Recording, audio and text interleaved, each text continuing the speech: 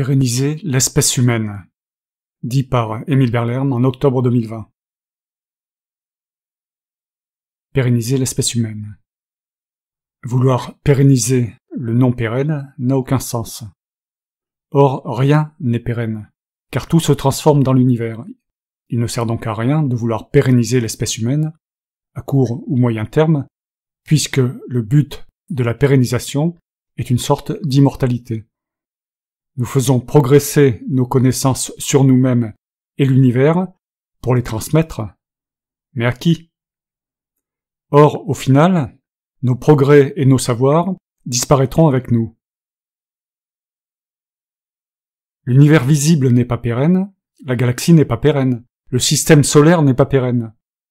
La planète Terre n'est pas pérenne, la vie n'est pas pérenne, les espèces ne sont pas pérennes, l'humanité n'est pas pérenne, les sociétés ne sont pas pérennes, les nations ne sont pas pérennes, les cultures ne sont pas pérennes, la vie d'une seule personne n'est pas pérenne.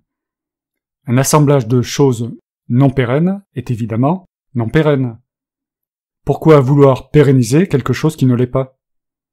Pourquoi se battre pour pérenniser quelque chose qui ne l'est pas?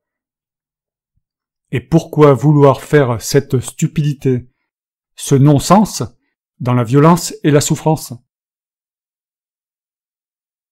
Pourquoi faire des enfants si le but est de pérenniser quelque chose qui ne l'est pas, ne peut pas l'être, ne le pourra jamais?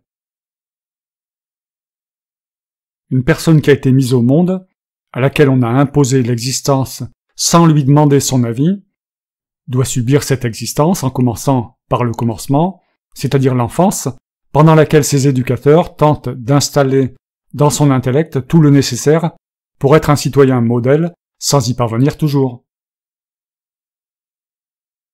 Le meilleur moyen pour réussir étant de jouer sur la crainte de l'autorité entremêlée avec l'amour parental.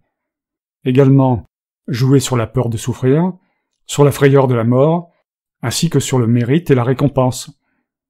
Et surtout, l'empêcher de s'opposer certaines questions sur les raisons de son existence. Éviter les questions qui fâchent.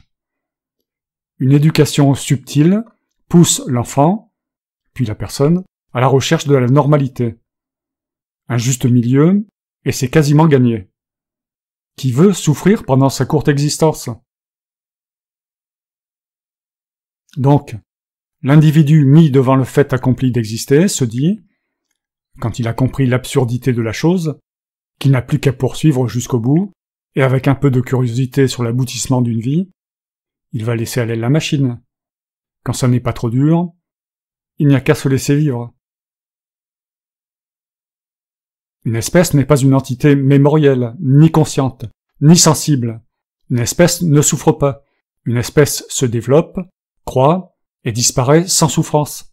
Ce n'est pas une mort, c'est une disparition, une dilution dans le néant.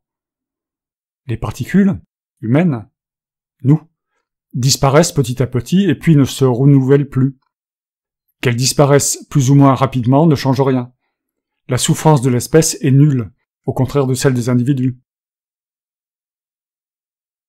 Il ne sert à rien de multiplier les individus d'une espèce non pérenne pour leur faire ressentir souffrance et mort. Ce ne sera jamais une expérience profitable à un éventuel successeur. La souffrance de l'homme préhistorique ou de Néandertal ne me fait actuellement ni chaud ni froid. Je ne ressens rien de leur douleur. Cro-Magnon a subi pour nous les affres de l'existence. Il avait une culture très écologique, l'a transmise, et puis disparu avec lui. Et si on l'a pérennisé, qu'en pensez-vous? Je blague un peu. Toute personne à qui l'on impose d'exister devrait au moins pouvoir vivre avec un corps sain et un intellect sain sur une planète saine et non belliqueuse, et d'y mener gratuitement une vie longue et intéressante. Il est plus important de faire cesser le malheur et surtout de ne pas en rajouter que de ménager les personnes. L'obligation d'exister implique le fait de ne pas être responsable d'exister, ni d'aucune de nos actions au cours de l'existence.